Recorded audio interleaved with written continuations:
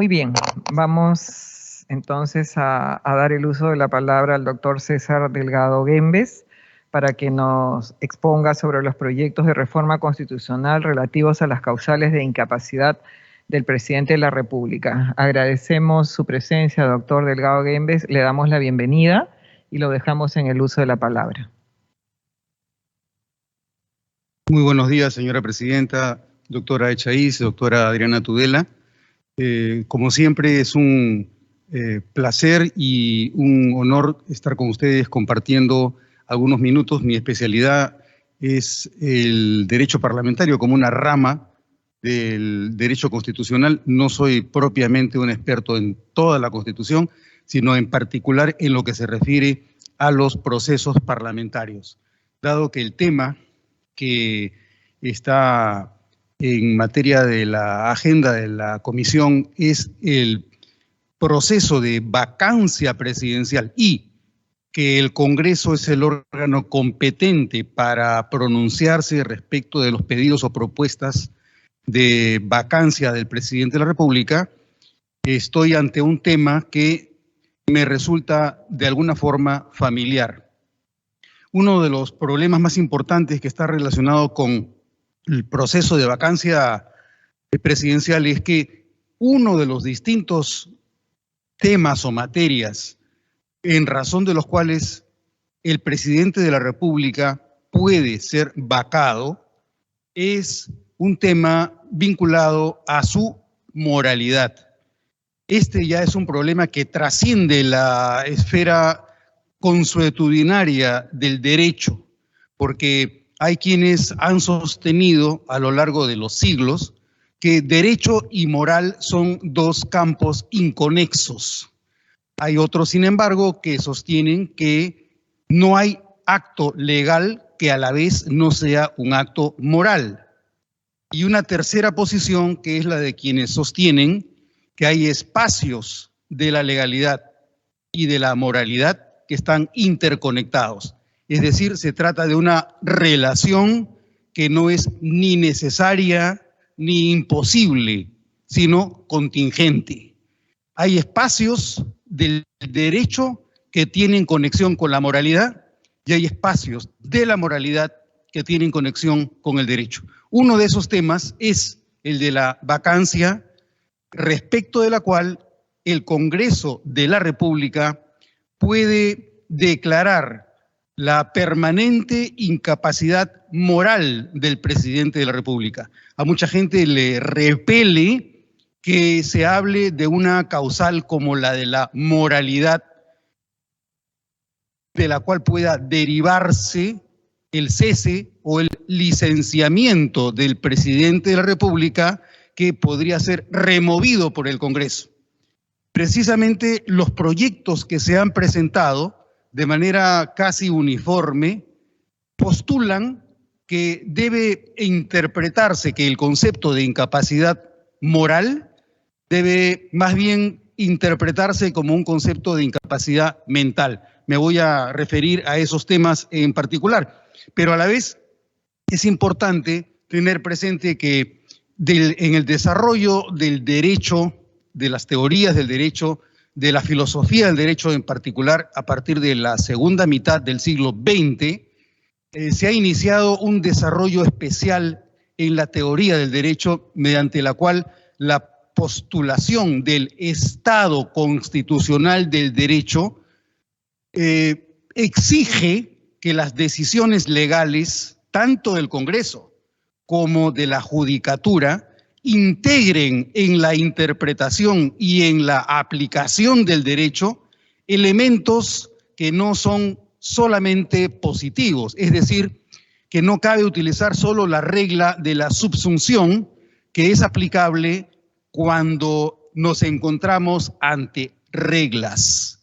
Cuando no nos encontramos ante reglas, sino ante principios, lo que tenemos delante no son principios o no son modos de subsunción de una conducta o de un acto de la realidad respecto de la norma, sino nos encontramos ante mandatos de optimización, lo cual significa que cuando tenemos que aplicar principios ante lo que nos encontramos es ante valores.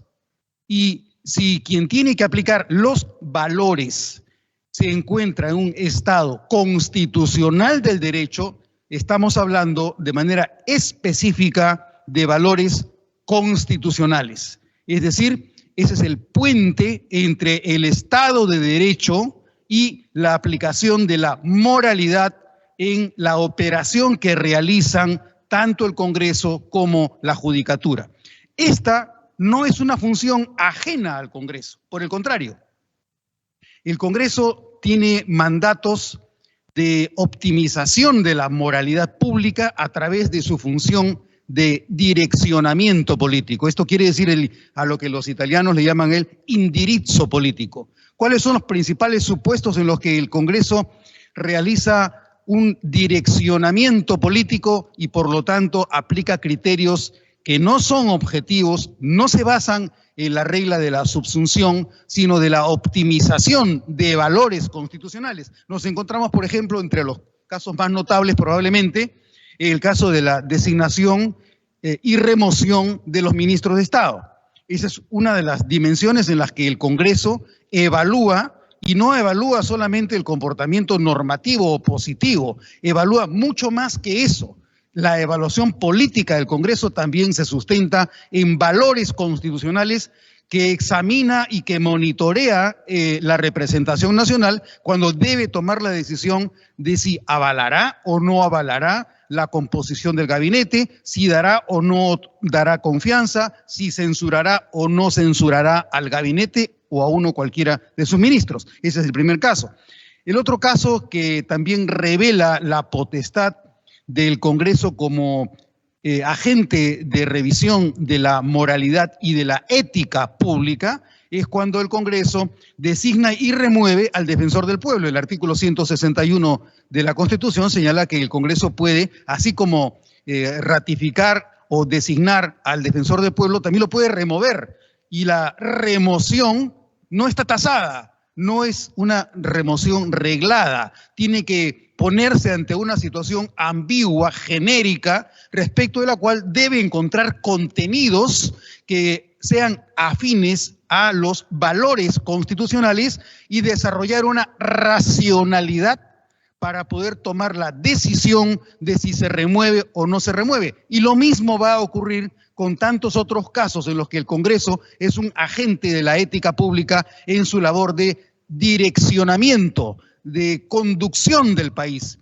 Es el caso de la designación y de la remoción del Contralor General de la República. El Congreso también tiene que hacer una evaluación respecto a valores que sean afines a la persona que debe ocupar un puesto como Contralor y por lo tanto de revisor del uso de los caudales y de los recursos financieros presupuestarios del Estado. De la misma manera, el Congreso también es un agente de direccionamiento político cuando debe ratificar al presidente del Banco Central de Reserva, designar a 3 de los miembros del directorio, cuando debe designar o ratificar la presencia del superintendente de banca y seguro y de asociaciones de fondos privados, y a la vez cuando remueve a cualquiera de los miembros del directorio del BCR o al superintendente de banca y seguros. El Congreso puede utilizar esa facultad para prescindir, para licenciar, para remover a cualquiera de estos funcionarios. Y lo mismo ocurre con la posibilidad que tiene el Congreso de remover, no de designar, sino de remover a los miembros de la Junta Nacional de Justicia, que es uno de los órganos probablemente más críticos que tiene el país en materia de ocupación de cargos en la Fiscalía y en la Judicatura. Si el Congreso puede remover a los miembros de la Junta Nacional de Justicia, antes Consejo Nacional de la Magistratura, fíjense la capacidad que tiene el Congreso de direccionar sus poderes, sus atribuciones y sus facultades para remover a quienes deben designar o destituir a jueces o a fiscales en todas las instancias. Esa es la capacidad que tiene el Congreso.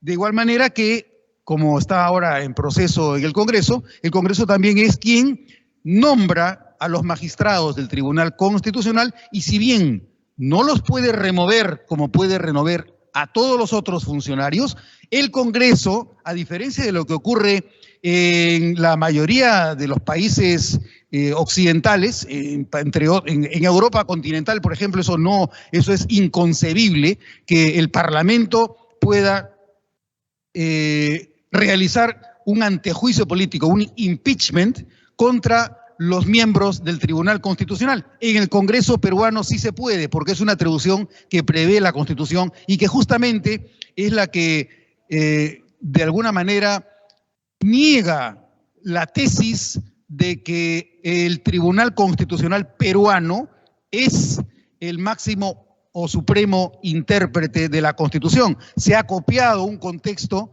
se ha copiado una atribución que es propia de los países de Europa continental e incluso ahora de Inglaterra recientemente. Pero en realidad en el Perú, dado que en el Congreso peruano puede iniciar un proceso de antejuicio por la comisión de delitos en el ejercicio de la función, por ejemplo, prevaricato, o puede iniciar un proceso de juicio político por infracción de la Constitución contra los magistrados del Tribunal Constitucional, cabe que el Congreso destituya, suspenda o inhabilite a los magistrados del Tribunal Constitucional, más allá de que obviamente los miembros del Tribunal Constitucional mancos no son y recurren a instancias supranacionales, como ya lo han hecho recientemente, para evitar que el Congreso concluya con procesos que se les inicia a los magistrados del Tribunal Constitucional. Vemos entonces que el Parlamento dirige la ética pública a través de este tipo de actos y de procesos. Cuando el Congreso se da cuenta de la capacidad que tiene en su rol como director de la ética pública a través de la función de indirizzo político, estamos ante un dragón dormido. Estamos ante un dragón dormido, un dragón que se acobarda, que tiene miedo y que resulta en muchos casos arrinconado porque le dicen, ¿cómo es posible que utilices tu subjetividad para poder calificar la moralidad? Lamentablemente, esos son los riesgos que tiene el derecho. El derecho supone una interconexión, no en todos los campos, pero en algunos de ellos en especial, entre la ley y la ética o la moral. Entonces, esa es una atribución que tiene el Congreso de la República y debe confiar que el uso que haga de esa atribución sea un uso correcto si se vale de parámetros que son los parámetros que la propia Constitución señala para licenciar, para cesar, para remover o para vacar al presidente de la República en supuestos de incapacidad moral permanente. El presidente de la República puede cesar como consecuencia de una incapacidad moral declarada por el Congreso, pero ese cese, esa remoción está vinculada con la racionalidad que utilice el Congreso respecto de tanto la dimensión fáctica como la dimensión propiamente constitucional o normativa para argumentar por qué es que es más conveniente al país licenciar, remover, cesar o vacar al presidente de la República que mantenerlo y por lo tanto afectar la estabilidad, la gobernabilidad o la seguridad en materia del rumbo que toma el país en sus actividades regulares. Entonces, cuando nos encontramos ante el proceso de vacancia, nos encontramos ante una alternativa y una potestad que tiene el Congreso para preservar valores sustantivos en el uso del poder presidencial. El presidente de la República goza de un estatus especial que no lo tiene ningún otro funcionario en el Estado peruano. Esa potestad es la indemnidad. El presidente de la República no puede ser acusado sino específicamente por los supuestos que prevé el artículo 117 de la Constitución. Esa indemnidad permite que el Congreso solamente pueda acusar al presidente de la República por traición a la patria, por disolver inconstitucionalmente el Congreso, por impedir su funcionamiento, el del Jurado Nacional de Elecciones, por impedir las elecciones presidenciales, parlamentarias, regionales o municipales, o por impedir el funcionamiento del Congreso o de los organismos del sistema electoral. Entonces, esa potestad del Congreso queda en suspenso durante el periodo del mandato presidencial. No se lo puede acusar. Como no lo puede hacer el Congreso, tampoco lo puede hacer la Fiscalía. De ahí que la Fiscalía solamente pueda avanzar hasta el estadio de la investigación preliminar. La Fiscalía no puede realizar la investigación preparatoria porque eso ya es el inicio de un proceso acusatorio y el proceso acusatorio está proscrito contra el presidente de la República durante el periodo de su mandato. La investigación preliminar sí se puede realizar de la misma manera que se podía realizar la investigación preliminar cuando existía la inmunidad de proceso y de arresto contra los congresistas. Nada impedía que la Fiscalía pudiera iniciar una investigación preliminar contra cualquier congresista, pero no podía iniciar una investigación preparatoria porque eso ya suponía el inicio del proceso acusatorio que solamente cabía iniciarlo si es que se levantaba la inmunidad de proceso o de arresto según el caso. Entonces nos encontramos ante un supuesto en el que efectivamente la indemnidad impediría que la Fiscalía de la Nación iniciara un proceso acusatorio contra el presidente de la República, de la misma forma que impide que el Congreso acuse al presidente de la República por un antejuicio o un juicio político. Y por la misma razón tampoco cabría que se lo suspendiera, ni que se le inicie un proceso acusatorio, ni que se lo suspenda utilizando como pretexto un juicio o un antejuicio político, conforme lo ha de alguna manera anunciado o mencionado la señora presidenta del Tribunal Constitucional recientemente. Los valores que debe preservar el Congreso entonces, en primer lugar, son la ética constitucional, la verdad y transparencia en el ejercicio de la función y la interdicción de la arbitrariedad y el conflicto de intereses del presidente de la República a través de un proceso que no está previsto como parte de la indemnidad. Por eso, la indemnidad presidencial no es una indemnidad absoluta, es una indemnidad relativa. Y quien debe revisar la indemnidad del presidente de la República durante su periodo es el Congreso a partir de un proceso parlamentario específico que es el proceso de vacancia, el cual puede producirse por razones objetivas, como ocurre en el caso de la muerte o como ocurre con el caso de la renuncia, o también por razones más subjetivas, como podría ser el caso de la calificación de los supuestos de traición a la patria, de disolución inconstitucional del Congreso, es decir, los supuestos del artículo 117 de la Constitución. La indemnidad presidencial, entonces, tiene límites y son los límites que debe asegurarse que se respetan por el Congreso de la República, y el Congreso tiene la potestad, por lo mismo de que se trata del agente o de la instancia a cargo de la responsabilidad de vigilar la ética pública del presidente de la República, el Congreso tiene la potestad de iniciar estos procesos que no son objetivos, porque no se trata de muerte ni se trata de renuncia, sino que puede ser materia de una revisión. Por ejemplo, si el presidente de la República sale fuera del territorio nacional sin permiso del Congreso, si el presidente de la República no retorna al Congreso, no retorna al territorio nacional, una vez vencido el plazo que le concede el Congreso le puede iniciar un proceso de vacancia al presidente de la República. De la misma forma que cabe que el Congreso pueda destituirlo en el juicio político con el uso del artículo 117 de la Constitución. El cese temporal del presidente de la República también está previsto como una limitación a su indemnidad. Es decir, el presidente de la República puede ser suspendido en el ejercicio de sus atribuciones presidenciales cuando se pone un supuesto de incapacidad. La incapacidad también, aunque no lo menciona de manera explícita el artículo 114 de la Constitución, la incapacidad también puede ser física o moral.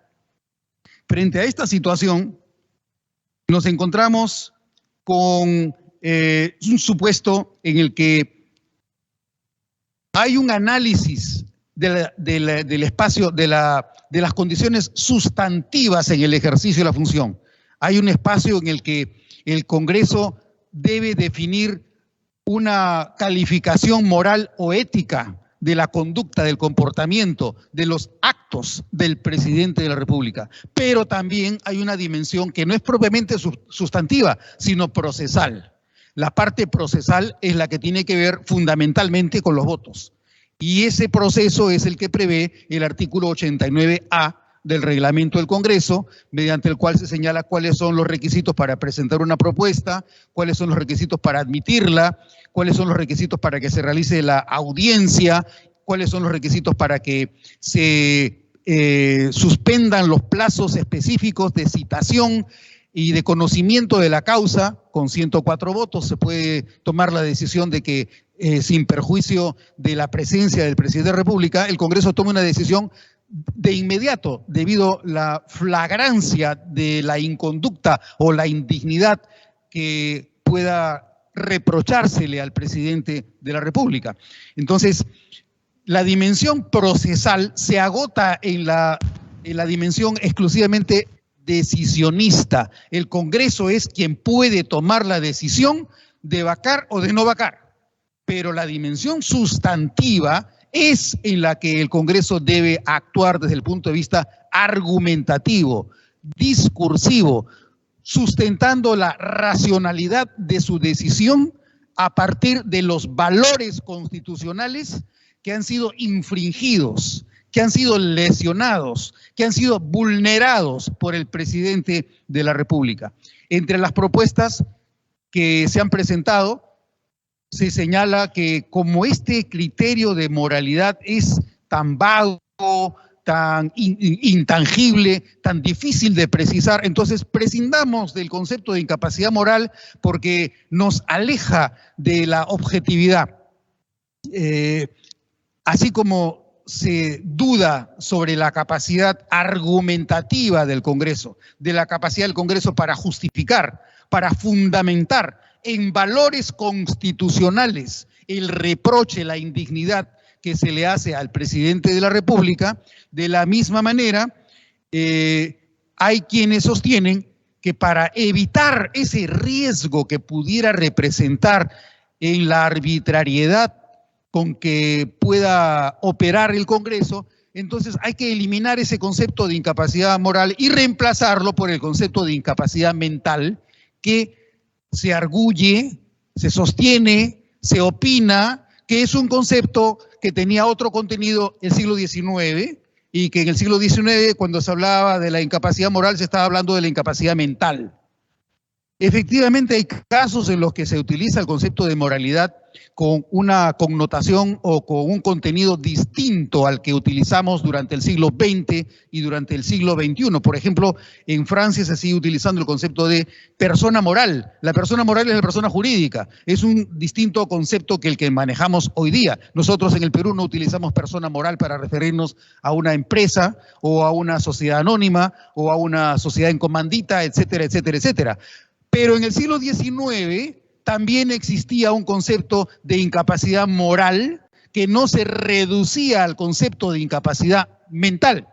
Entonces, el pretender ese originalismo que consistiría en eliminar del concepto de incapacidad moral la dimensión moral para reducirnos al de incapacidad mental es una pretensión sin suficiente justificación en la historia, conforme lo señalan quienes pretenden que el juicio del Congreso sobre la vacancia del presidente de la República se base en el diagnóstico de una junta médica imparcial que tenga la capacidad de señalar a través de sus evaluaciones que la incapacidad que adolece el presidente de la República es una incapacidad mental. Y por lo tanto, como se trata de una incapacidad mental, no puede permanecer en el cargo.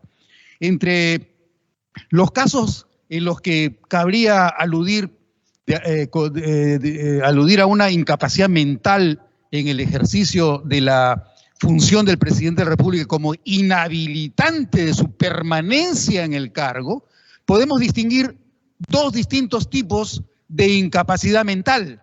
Esas incapacidades mentales que prima facie, es decir, de manera genérica, podría decirse que tienen una etiología química, genética, fisiológica o neurológica, y algunos otros casos en los que esa incapacidad mental tuviera un origen más bien psíquico, donde no se puede encontrar con claridad una etiología química, genética, neurológica, orgánica o fisiológica. Por ejemplo, de acuerdo a lo que se conoce en el mundo de las disciplinas de la conducta, tanto la psiquiatría, la psicología, la psicoterapia, el psicoanálisis, el famoso elenco del DSM, ahora está en el DSM-5, se parece que en el año 2022, este año, recién va a salir la 6ª versión del DSM, que es una herramienta con la cual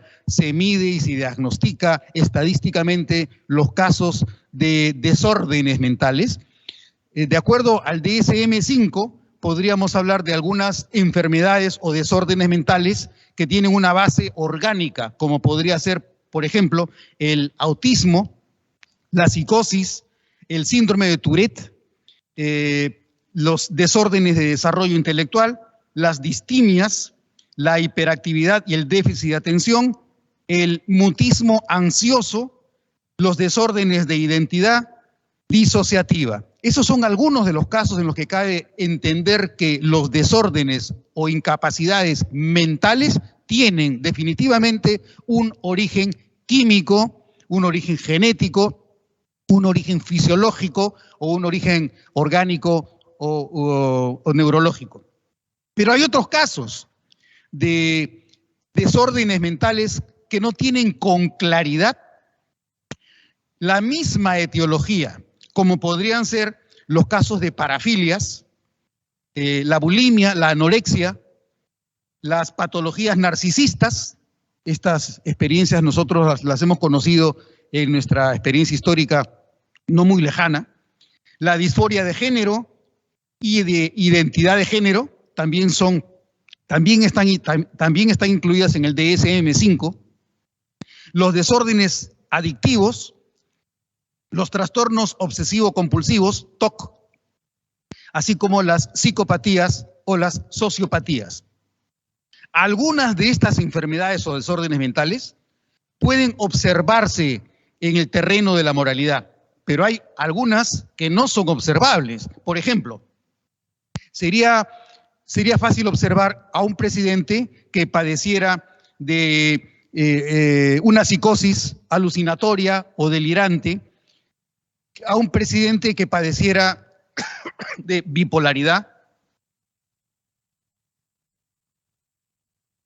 así como también sería posible advertir comportamientos impropios del presidente de la República si nos encontramos con un presidente que padeciera el síndrome de Tourette.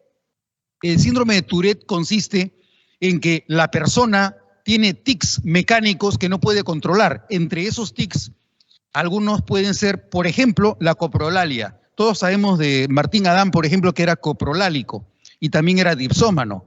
Pero más allá de la dipsomanía o de la coprolalia de Martín Adán, es uno de los poetas más cultos que ha tenido el Perú, por lo menos durante el siglo XX.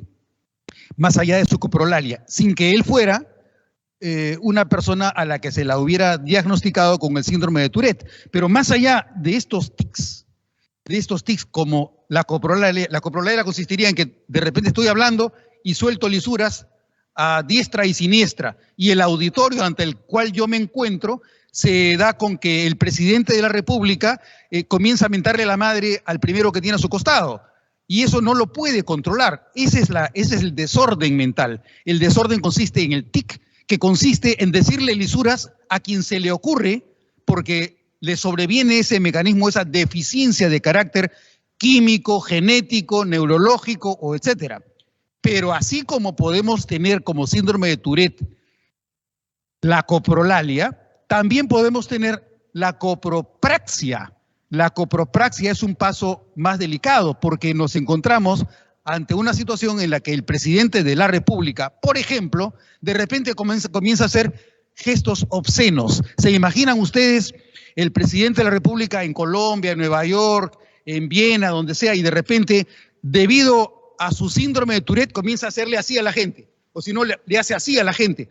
Obviamente nos encontramos ante un caso en el que el presidente de la República padece de una incapacidad mental, de un desorden mental que tiene consecuencias en la dimensión práctica. No podemos tener a un presidente con un síndrome de Tourette que puede poner en peligro las relaciones internacionales o incluso las relaciones que tenga el presidente de la República con, por ejemplo, jefes de partidos políticos opuestos al suyo. Si comienza con ese tipo de gestos obscenos frente a un rival político, puede generar tremendos problemas. Entonces, esas son manifestaciones típicas en las que, para que se advierta qué es lo que está ocurriendo con la conducta, el comportamiento o los actos del presidente de la República, se requeriría un diagnóstico. Eso sí se podría conseguir. Sin embargo, para que haya un diagnóstico, se requiere la voluntad de la persona a la que se va a evaluar. Y si el presidente no quiere ser evaluado, nos quedamos sin diagnóstico. Sin el diagnóstico, tampoco se podría iniciar el proceso de vacancia, porque yo no puedo simplemente imputarle al presidente la incapacidad llamada síndrome de Tourette, porque se me ocurre que puede tenerlo. Necesito que exista una base, que sería el diagnóstico de la Junta Médica imparcial y sin conflicto de intereses. Pero hay otro problema con la reducción del concepto de incapacidad moral al de incapacidad mental, que consiste en asumir, en suponer que los médicos no tienen subjetividad, que los psiquiatras se ponen todos de acuerdo y que todos unánimemente piensan lo mismo. Cabe que haya psiquiatras que no concurran en un diagnóstico, que difieran en el diagnóstico, en la gravedad, en la intensidad, en la magnitud, en la imposibilidad de manejarlo o de tratarlo. Entonces, no podemos utilizar el criterio del mejor saber de la psiquiatría para solo con ese supuesto mejor saber descalificar al presidente de la República. Estamos asumiendo que los médicos, que los psiquiatras, todos van a estar de acuerdo sobre un diagnóstico. Y si les exigimos a ellos que emitan un diagnóstico, obviamente necesitamos tener la certeza y la seguridad de que ese diagnóstico es un diagnóstico definitivo, no es un diagnóstico al acaso, improvisado. Por lo tanto, les pediremos pues a la Junta Médica que haya un dictamen unánime, no que sean, digamos que 3 de 5, porque en ese caso quedaría la duda de si de repente hay algún tipo de sesgo que no ha sido suficientemente aludido. Lo mismo que hay diferentes médicos que pueden no tener la misma preparación o calificaciones, ni que estén todos enterados de los últimos descubrimientos en materia psiquiátrica, neurológica, fisiológica, química o genética. Esas diferencias ponen a la medicina en un plano no igual, pero parecido al que tienen los congresistas. Los congresistas también tienen que hacer una evaluación de la moralidad. No nos podemos correr respecto de la calificación de valores constitucionales. Entonces, nuevamente, si nos redujéramos al concepto de incapacidad mental, ¿cuál sería la consecuencia respecto de modos en los que el presidente de la República, a través de sus actos, de su conducta, de su comportamiento, pudiera permanecer en el cargo debido a que no se puede diagnosticar porque tiene un síndrome de Tourette, o que no padece de psicosis, o que no padece de una parafilia? Imaginen, por ejemplo, ahora que se habla del abuso de la capacidad de designación de los funcionarios en puestos públicos, ¿qué pasaría si el presidente de la República designa al jefe del Instituto Forense, de Medicina Forense, a un amigo suyo, con el objeto de cubrir su parafilia? Y su parafilia puede ser la necrofilia, es decir, la persona que fornica con los cadáveres. Si el jefe del Instituto de Medicina Forense autoriza al presidente de la República para que vaya todas las noches o de repente una vez a la semana por las noches para fornicar con los cadáveres, ¿estaríamos con una persona sana? Bueno, esa justamente, ¿qué pasaría si? ¿No? ¿Qué pasaría si? Pero ya no se estaría sancionando al presidente de la República por su necrofilia o por su zoofilia. Mucho más grave sería obviamente el caso de una pedofilia, porque eso sería escandaloso. No es muchísimo menos escandaloso con un caso de zoofilia. Recuerden ustedes la película Black Mirror, en la que al presidente del Consejo de Ministros, al premier, se lo obliga a fornicar con un cerdo. Eso es una película que cualquiera lo puede ver. Black Mirror, el primer capítulo de la serie Black Mirror. El presidente de la República termina siendo televisado fornicando con un cerdo. Esa sería una zoofilia si es que lo hiciera con gusto y no obligado, pero cabría que alguien pretenda fornicar con un cerdo, con una vaca o con cualquier otro tipo de animal que estuviera indefenso frente al ser humano. Entonces, como digo, podemos utilizar el criterio de la incapacidad mental, pero ¿con qué nos quedamos? ¿Qué es lo que no llega a contemplarse? Lo que no llega a contemplarse es obvio. Por ejemplo, son los delitos comunes. ¿Qué pasaría si estamos ante un presidente de la República que ha cometido el delito de uxoricidio, el parricidio, filicidio, trata de personas, contrabando? Todos ese tipo de casos no tendrían previsión en el concepto de incapacidad mental, porque se trata de la comisión de delitos comunes que no necesariamente están asociados a un desorden mental. Eso es lo que pierde el Congreso,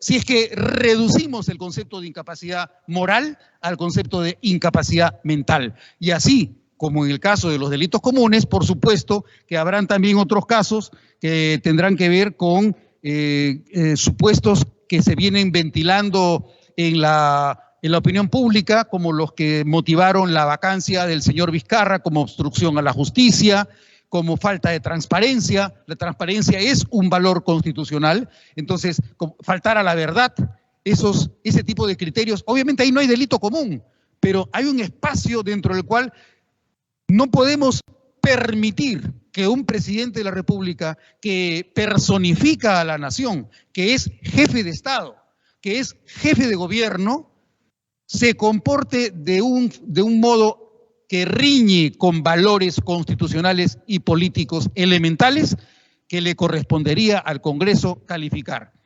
Entonces, en síntesis, ya para terminar, de lo que se trata es de reconocer el rol que tiene el Congreso como agente de control y de direccionamiento de la ética pública. Ese valor sustantivo, ese rol sustantivo del Congreso se acompaña con la dimensión procesal. Existe un proceso a partir del cual se conoce cómo se tramitan las pretensiones de incapacitación del presidente de la República. La decisión del Congreso, sin embargo, no puede ser una decisión arbitraria, debe ser una argumentación fundamentada y justificada a partir de la ponderación con la que utilice razonablemente esta potestad. Para vacar al presidente de la República tiene que contemplarse el impacto que tendrá la colisión o la tensión entre dos principios centrales. Por un lado, la estabilidad, la seguridad y la gobernabilidad del país. El país necesita tener a un presidente de la República que se encargue de la conducción de todos los asuntos del Estado y del gobierno. Eso lo necesitamos, no podemos prescindir y tiene un costo prescindir. De otro lado, el otro principio es que no podemos mantener a un presidente de la República cuya conducta es reprobable, reprochable, indigna, ímproba, que riñe con el decoro, que riñe con la honorabilidad, que riñe con la honradez. Ese es el tipo de ponderación que tiene que hacerse en la argumentación a partir de la cual se propone y se toma la decisión de vacar al presidente de la República.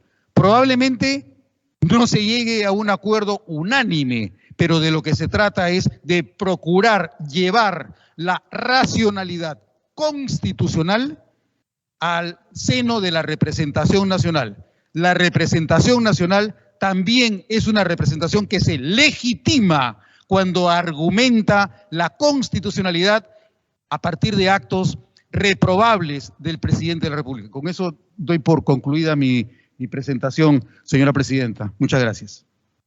Muchas gracias, doctor Delgado Guembes. Ha sido clarísima, como siempre, y muy ilustrativa su exposición. Y además nos ha usted alcanzado un video, le hemos alcanzado a todos los congresistas de la Comisión de Constitución el link de un video explicativo sobre el tema de materia de la exposición. Le agradecemos muchísimo y vamos a darle la oportunidad a 2 congresistas para las preguntas que quisieran formular, porque tenemos ya en la plataforma al siguiente expositor y además entiendo que el doctor Delgado Guembes tiene algunas actividades programadas. Congresista Cabero tiene la palabra. Muchas gracias, presidenta. Muy breve, muy ilustrativa y muy precisa la exposición de Delgado Guembes. Tengo 2 preguntas, doctor. La palabra.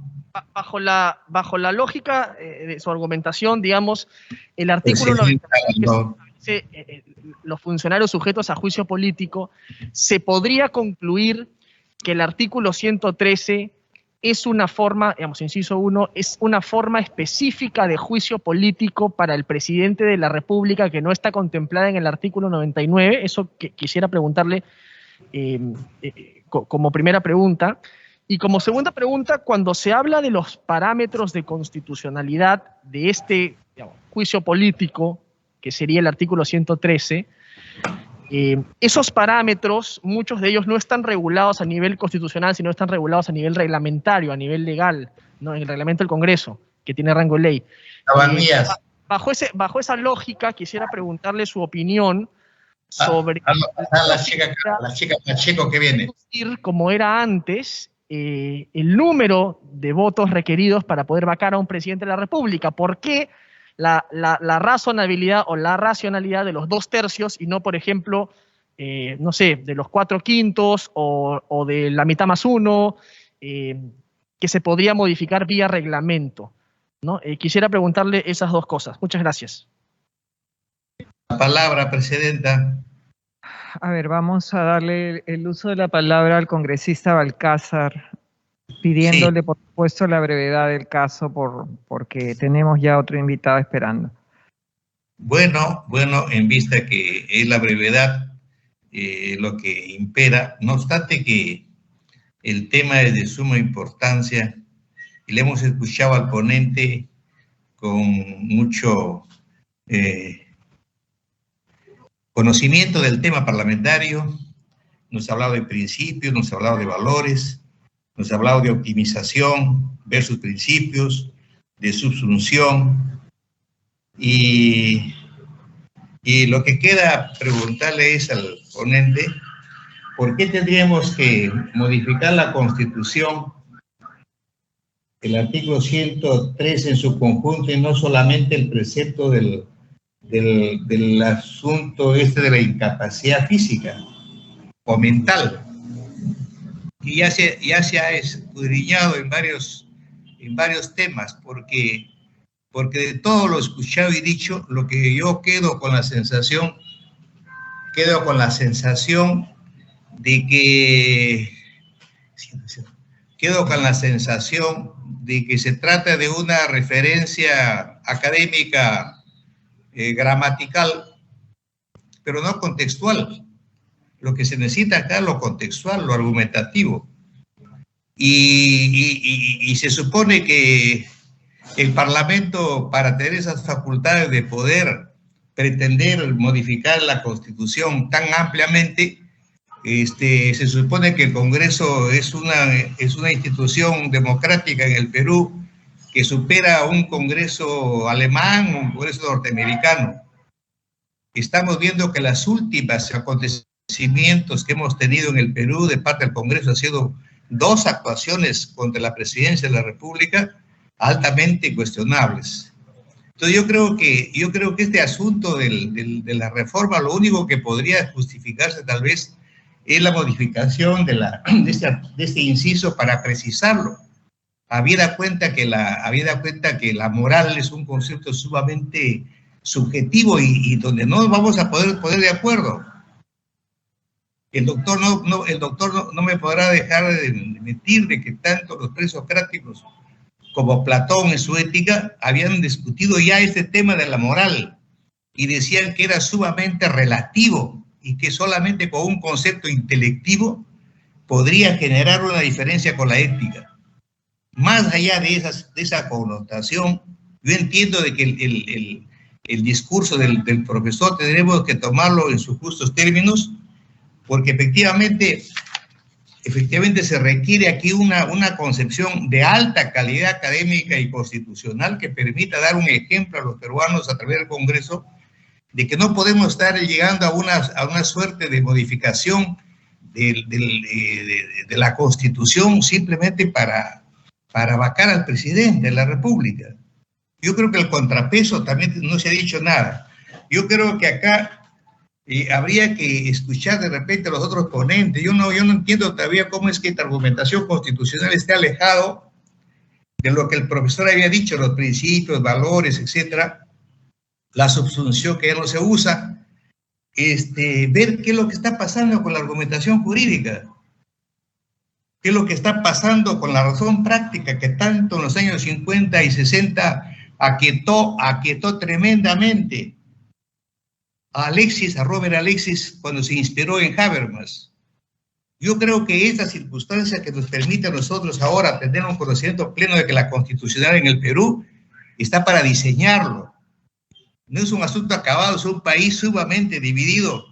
Tenemos un mapa distinto, no estamos con países en Alemania. A mí me parece entonces, yo lo que quisiera es de que, ¿por qué no nos circunscribimos solamente al concepto tenemos de la incapacidad del presidente física por una junta de médicos que podría darle un contenido y una finalidad más práctica?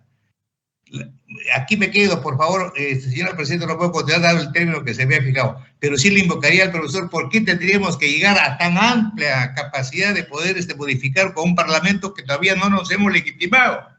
Muchas gracias.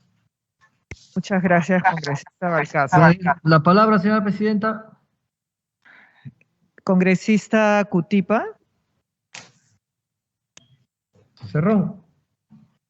Congresista Cerrón, le doy la palabra para, digamos que sea la última intervención. Les pido por favor a los señores congresistas comprensión porque estamos con el tiempo. Estamos iniciando debates de los temas de reforma política. Hoy día no se va a tomar ninguna decisión, simplemente estamos invitando hemos invitado el día de hoy a los constitucionalistas reconocidos para que nos vayan ilustrando sobre estos temas, sobre estos proyectos de ley diversos que ha planteado desde el Ejecutivo a varios congresistas. Entonces, este es el inicio de este debate que creo que va a ser amplio y enriquecedor si contamos con personas tan ilustradas como el doctor Delgado Guembes. Voy a dar el uso de la palabra al congresista Cerrón. Cerramos con él la lista de congresistas que pueden intervenir y luego le daré el uso de la palabra al doctor Delgado Guembes para que pueda culminar. Presidenta. Congresista Cerrón, tiene la palabra. Muchísimas gracias, señora presidenta, y felicitando también al expositor por la forma didáctica en que ha explicado estos temas importantes, ¿no? Es el doctor César Delgado. Sin embargo, yo quería de repente precisar sobre qué se entiende por incapacidad permanente incapacidad moral. Eso quiere decir que no solamente va a ser una vez, sino es permanente. Entonces, ¿a qué llamamos esa permanencia? Ahora, cuando decimos incapacidad moral, la moral, como lo explicó muy bien el doctor, es un tema histórico, es un tema económico y es un tema de contexto.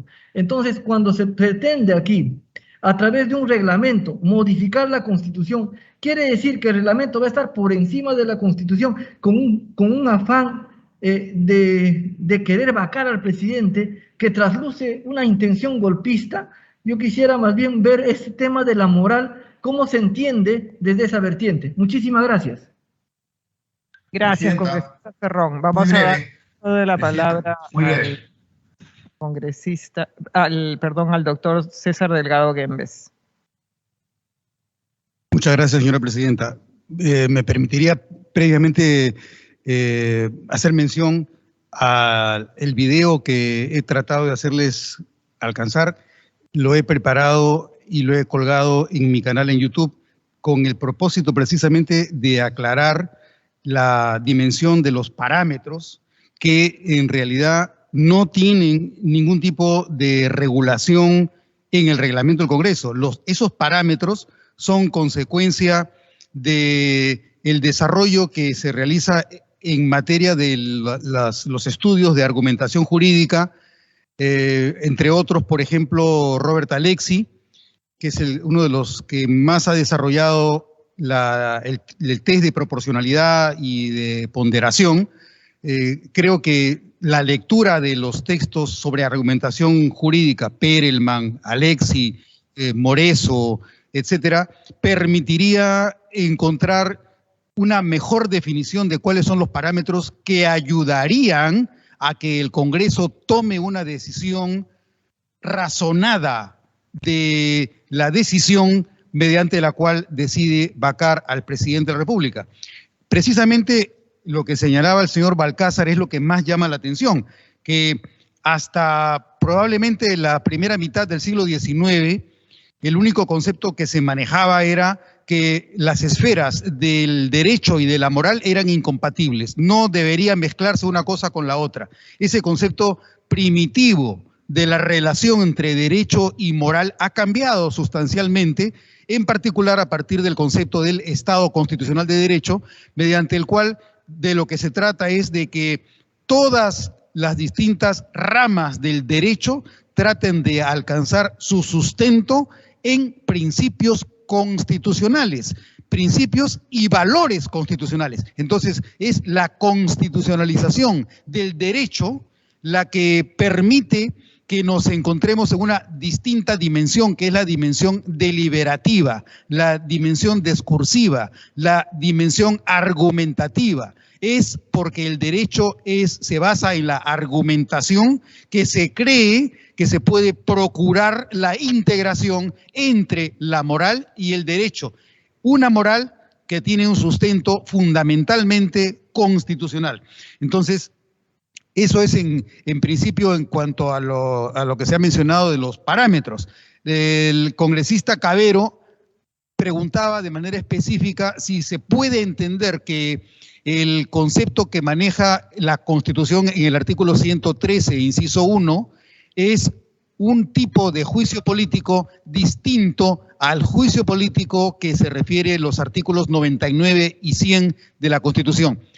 En un artículo que publicó la Universidad Católica, me parece que hace ya unos 3 o 4 años, precisamente sostenía que desde una perspectiva amplia, cabría calificar el proceso de vacancia como un tipo de juicio político, desde una perspectiva amplia, pero desde una perspectiva estricta, rigurosa, no. ¿Por qué? Porque el juicio político, de acuerdo a la doctrina legal que manejamos en el Perú, el juicio político se refiere única y exclusivamente a ese proceso de acusación constitucional que se basa en la infracción constitucional que se le imputa a uno de los altos funcionarios, uno de los cuales podría ser el presidente de la República una vez que haya concluido su mandato, antes únicamente por los supuestos previstos en el artículo 117. Entonces, desde una perspectiva amplia, digamos que coloquial, efectivamente podemos decir que el proceso de vacancia por incapacidad moral permanente es un proceso basado en criterios políticos y por lo tanto es un juicio político, pero entendiendo por político un concepto que no es ajeno a la moralidad en primer lugar y por lo tanto tampoco es ajeno a esa axiología constitucional. Los juicios políticos por vacancia del presidente de la República son juicios basados en un criterio de moralidad pública a partir del rol que tiene el Congreso como agente de direccionamiento y de conducción de las políticas públicas en el Perú. Por otro lado, el señor Balcázar también mencionaba, según lo que yo he creído entender, que no era necesaria la modificación del artículo 113. Si es eso lo que mencionó el señor Balcázar, yo concurro plenamente. Yo no creo que sea necesario modificar el artículo 113. Sin embargo, sabemos que hay varios proyectos de ley en los que se ha propuesto la modificación del artículo 113, como por ejemplo el proyecto, el 95 presentado por los congresistas Málaga, el 421 por el congresista Raimundo, 428, el del Poder Ejecutivo, que es el 474, donde pretende modificar tanto el inciso 2 del inciso 13 del artículo 113 como el inciso 1 del artículo 114. Y por último, el del congresista Málaga en relación con el artículo 117, incluyendo causales adicionales en razón de las cuales cabría iniciarle la acusación constitucional al presidente de la República y no solamente por las causales actualmente referidas en ese artículo. Yo estoy de acuerdo, no creo que sea necesaria la modificación del inciso 2 del artículo 113. Lo que hay que hacer es simplemente tomar decisiones racional y constitucionalmente fundamentadas, de que no va a haber acuerdo. Miren, no va a haber acuerdo ni siquiera así se trate de reglas. El Congreso es la instancia por excelencia de la pluralidad, de la diferencia, de la diversidad, de la heterogeneidad. No hay que correrle a la diversidad o a la pluralidad. Es imposible que todos se pongan de acuerdo. En una casa no se ponen de acuerdo marido y mujer, y menos si tienen que involucrar a los hijos. Entonces no se puede esperar que en el punto por excelencia de la pluralidad exista unanimidad. No se puede esperar unanimidad. Lo que hay que esperar es una adecuada fundamentación en valores constitucionales a partir de los cuales haya seriedad en la argumentación racional de la decisión que tome el Congreso.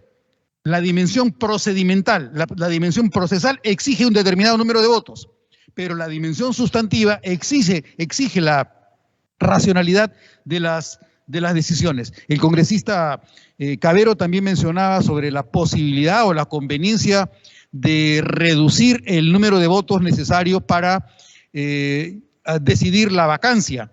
El problema que enfrentó el Congreso el año 2003, cuando se añadió el artículo 89A en el reglamento del Congreso, fue que eso no resultó propiamente de una iniciativa parlamentaria, sino que resultó de la sentencia del Tribunal Constitucional, me parece que es la sentencia 6 del año 2003, en el proceso que se sustentó en la necesidad de entender que las acusaciones constitucionales debían seguir las mismas mayorías que se observaban para el levantamiento del fuero parlamentario. El Tribunal Constitucional se pronunció adicionalmente sobre un término que nadie le había pedido que se pronunciara, y ese término era el proceso de vacancia de la presidencia de la República. En esa sentencia fue que el Tribunal Constitucional señaló que el número de votos necesario para la vacancia debía ser de 2/3, y el Congreso se allanó a esa sentencia y la integró dentro del reglamento del Congreso. Entonces, una modificación del artículo 89A del reglamento del Congreso supondría también una toma de posición respecto de una sentencia del Tribunal Constitucional que, si bien no tiene carácter propiamente vinculante para el Congreso, porque se trató de una recomendación, de todas maneras nos pone ante una situación que hay que contemplar respecto de la propuesta que se inicie. Por el contrario, sabemos que en el conato de sentencia sobre la cuestión competencial iniciada por el señor Vizcarra sobre su propia vacancia, no se llegó a una sentencia, pero en los votos singulares que elaboraron tanto la señora Marianela Ledesma como el señor Eloy Espinosa Saldaña, ellos hablan de la necesidad más bien de elevar el número de votos a 104. que son 4/5 partes del número legal de congresistas. Entonces hay diversidad de tendencias. Será cuestión de que se razone, que se fundamente, que se explique por qué es mejor la mayoría absoluta respecto de la mayoría de 2/3 y la mejor también que la mayoría de 4/5. O sea, es cuestión de qué fundamentos se encuentran para que la decisión sea más razonable. Por último, el señor Ron ha hecho una mención también a el matiz que de permanencia tiene el artículo 113, inciso 2 de la Constitución. La Constitución habla de permanente incapacidad moral. La permanencia no se refiere a esa permanencia a la que hace mención el Código Penal cuando habla de la habitualidad o cuando habla de la repetición o cuando habla de la reiterancia de actos delictivos, una conducta delictiva continua. La permanencia también puede constituir un solo acto flagrante, porque a partir de, por ejemplo, yo no necesito, además no podría hacerlo, yo no necesito matar 2 veces a mi mujer, basta con que la mate una vez. Ese es un caso de uxoricidio. Si yo tengo 4 hijos, para que se trate de permanencia, yo tendría que en el lapso de 3 años haber matado a cada uno de mis hijos para que recién entonces nos encontremos ante un supuesto de permanente incapacidad moral. No, basta un solo asesinato, tienes 2 padres, no puedes matar sino a 2 padres. El hecho del parricidio en sí mismo es lo suficientemente grave como para calificarlo como un supuesto de permanente incapacidad moral del presidente de la República. Obviamente, cuando se hace el análisis propiamente penal, tendrá que verse a qué obedeció ese acto delictivo del presidente de la República. De repente se encontraba en una situación emocionalmente muy difícil que no pudo controlar, de repente pasó por un trauma que le impidió el mejor control de sus impulsos y en un arrebato de cólera procedió a cometer un asesinato o un homicidio calificado. Esas serían las referencias que yo podría hacer, señora presidenta. Muchas gracias, doctor Delgado Guembes. Gracias por sus valiosos aportes y bueno, estamos, como vuelvo a repetir, abriendo el debate sobre estos importantes temas y seguramente en algún momento le estaremos haciendo otras consultas. Le agradecemos infinitamente. Vamos a suspender por breves minutos la sesión para poder despedirnos del doctor Delgado Guembes. Gracias.